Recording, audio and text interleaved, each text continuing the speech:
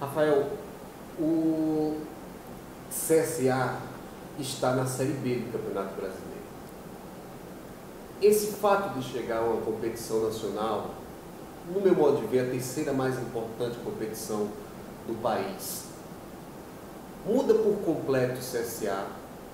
Normalmente o torcedor começa a achar que o CSA vai poder contratar jogadores de 60, 80, 100 mil, de que o CSA passa a ser um time, eu diria, imbatível, de que pode bater de frente com times do futebol de São Paulo. Isso é uma verdade ou ainda é um sonho? Não, eu sou muito realista. Nem sempre a equipe que tem uma folha de pagamento mais cara lhe assegura que ela terá sucesso ao final de cada competição, né? Não é porque, por exemplo, o plantel mais caro do Brasil me parece que é o Palmeiras, né? Mas isso não assegura que o Palmeiras será campeão brasileiro, será campeão do Campeonato Paulista ou da Copa do Brasil. Tanto é que eles já estão eliminados, o campeão foi o Cruzeiro.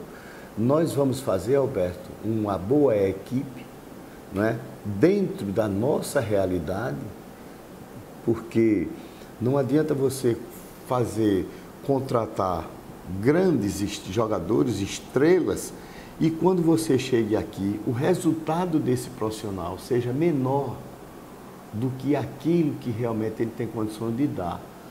Por isso que eu digo, eu prefiro trabalhar com uma equipe de operários, né, onde todos eu equipare muito o salário dos jogadores, para que não haja desconforto dentro da equipe. Porque na minha ótica, e eu comentava isso, quando o Flamengo contratou o Guerreiro, e eu estava com o presidente do Flamengo no jogo que eles foram fazer com o Palmeiras em São Paulo, e eu perguntei qual era o salário do Guerreiro, e eles me falaram quanto seria.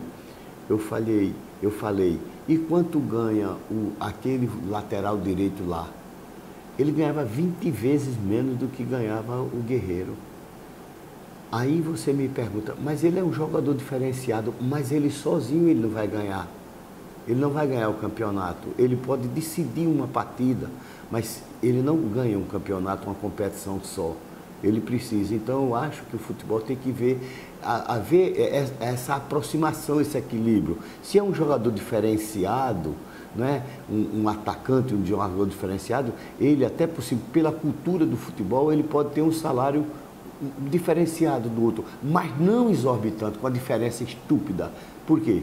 Porque senão na hora que estiver lá dentro de campo, qualquer coisa que disser, o cara diz, vá você, diz, não, vá você que você ganha 20 vezes mais do que eu, então você tem que fazer por mim e por você, entendeu? Então eu tenho essa cultura dentro do futebol, eu faço isso muito próximo, e eu tenho dentro de um exemplo, que o jogador mais caro que nós montamos dentro da equipe, foi o que menos me rendeu, como o menor que ganha, pode ser o mais caro, e o mais caro para você, porque ele não lhe deu resultado. Então eu comparo, veja bem, você quando contrata um jogador, que você tem um alto salário, você espera que ele seja um salvador, que ele seja o cara que vai decidir.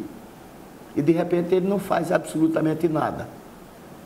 E você dentro também, você pode contratar o mais barato, e ele ser o cara que vai resolver. Então tem que haver muito esse equilíbrio, porque senão o grupo começa a entrar em desconforto. Você falou de aporte financeiro. É claro que às vezes o gestor, o administrador, ele não gosta de falar de valores. Mas quando você começou lá atrás, o aporte financeiro que você imaginava era muito menos, muito mais do que você já colocou? Como é que você traça esse paralelo? Olha, eu sou muito realista. Se existe alguns desperdícios dentro do futebol, quando você contrata errado, é um desperdício total, é a mesma coisa dentro de uma empresa. Quando nós vamos contratar um colaborador para a nossa empresa, a entrevista final da contratação passa pela minha pessoa. Eu que dou o veredicto final, se contrata ou não contrata aquele profissional.